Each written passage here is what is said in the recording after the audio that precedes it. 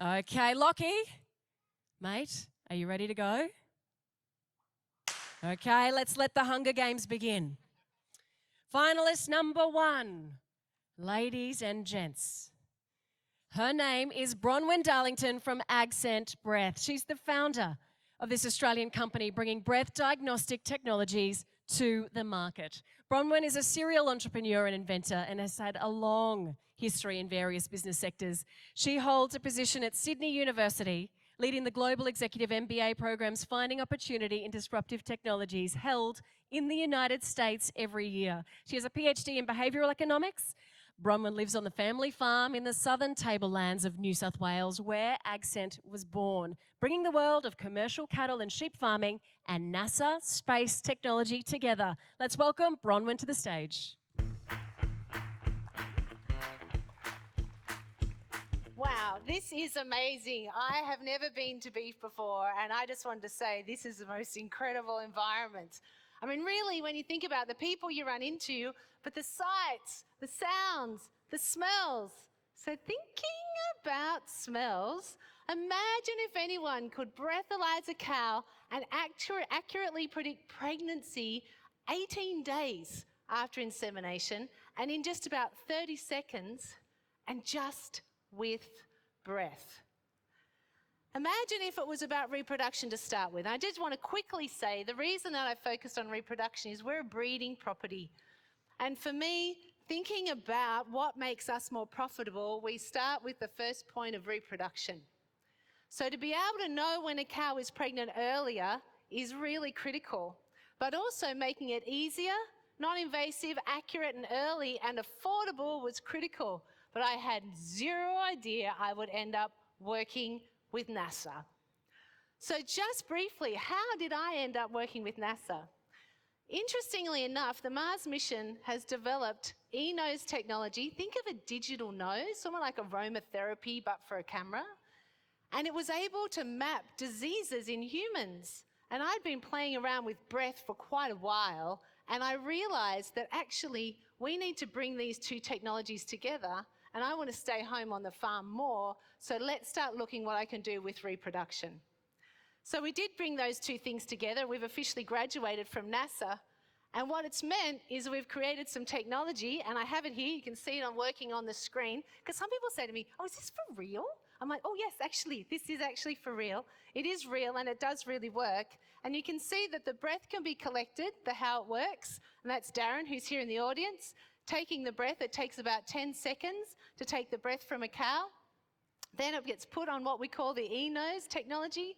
That has NASA chips in it that we've reproduced, and then it gives you the diagnostic in your hand at between 30 and 40 seconds, depends how fast your cow is moving through, day 18. And the accuracy at this point from day 18 is 92.5, but we reckon we can get that right up. The science we've done shows that we can. But really, when it comes down to it, I take this to the US and hand it around some of the big feedlots. I just loved Hayes' comment from Beef Northwest, where he pre-tests about 30,000 cows a year, so it's easier than ultrasound. But the key thing for me is it's all about what data point I can get, how easy I can get it, and what I can use that for. So really, I want to make it easy to use for everyone. We've created this as a business model which is all about making it affordable for you, but recognizing most of us pre-test for short periods. We also don't want a capital cost. So the idea is to create a rental model that you have when you need it, and then you can bring it back. Some people also want to buy it.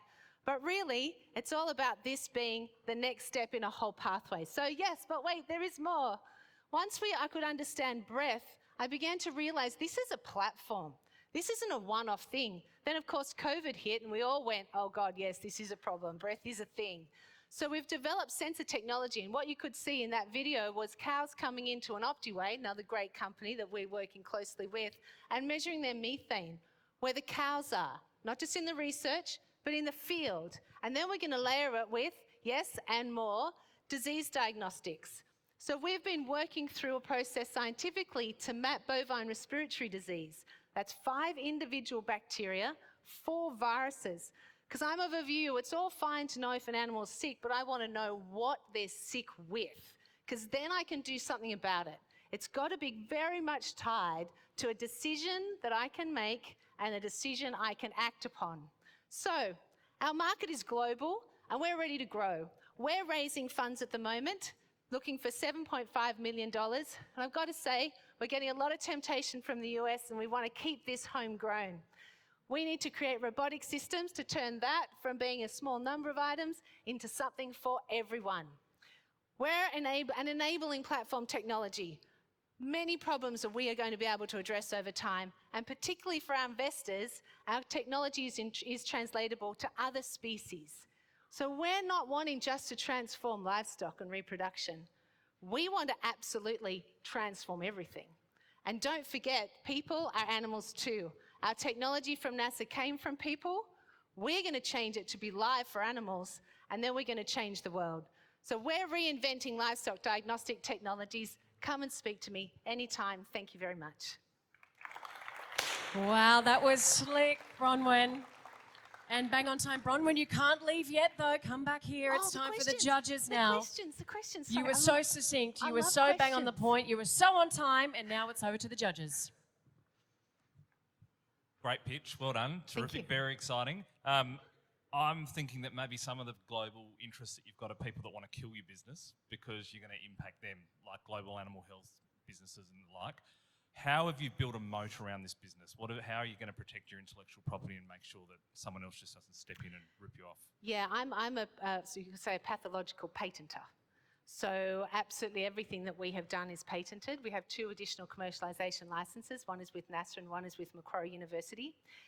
We also have actually worked very closely with some of those animal health companies because what they want to do is build products off the back of new diagnostics. Even working with vets, one of the key things people have said to me is I didn't go to vet school for 6 years to stick my hands up you know where. If I can do this and add more value, I really want to do that. And I firmly believe vets add a lot more value. So rather than necessarily build a moat in that sense, other than with IP protection globally, it is to engage with those very people that we want to work with. Great answer.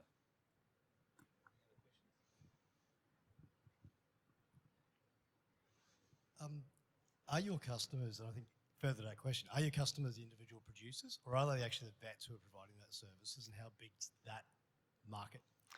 Our customers are all of those plus more. So when we think of those who would use a product particularly for pregnancy, my view was I wanted to be able to do this when I want to do it. So you're not actually requiring the same technical skill because this is a product that the science tells you the answer, not what you're seeing there. So it is a tool to really address what actually in our sector, in our market here, actually has support with vets. But if you look at India, the country with the largest cattle herd in the world, they have the lowest reproductive support. So this is a tool and a technology, we're developing it so it can be used in cooperatives in the Indian market, for example. So vets also, for them, it's a way of adding a new technical kit bag to their services. And for others, such as feedlots, or we get some of the stock traders, they just want to be able to do this to confirm their pregnancy as they go. But the next step is disease, and that broadens it even further. That was going to be my next question, is regarding disease, is BRD for feedlot entry going to be a primary focus there as a market? Yes, and that's come out of the conversations. I spent quite a bit of time in Kansas going through all the big feedlots. I'm a big listener. I want to hear everyone's problems and help them curate my mind of how the solutions could run. And their view was pregnancy's nice, that's sweet, stick with your dairy customers for that, which we do a lot with dairy. Disease is everything for us. So what we're doing is developing that to be a module that, just like we have the methane in the Optiway where the cows come in their own environment, we're going to put the disease sensors into where animals are. Because the thing about disease is that what we have is a baseline. So if you think of some of the bacteria and some of the viruses, what we want to know is when they're out of whack, right? And animals, we need to do that without having to interact with them.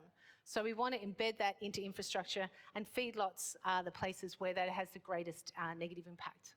Great, thank you. Great pitch.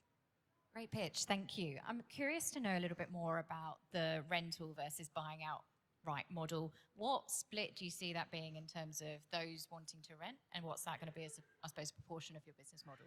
Yes, well, that's really our market entry strategy, is to do the rental model, and it's as much to work with people closely.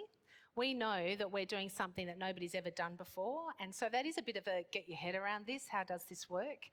So, but for rental, the ease of that is that we all know we're not going to go into the yards and go, oh great, there's another 100 cows, I got extras. We know what we're going to do, and it's a model that works well for that. So you can say, I've got a week's window that gives me more time for the rain or whatever else is going to come, to be able to bring that back to being something that you can easily manage. So purchase will come. Full stop, she says.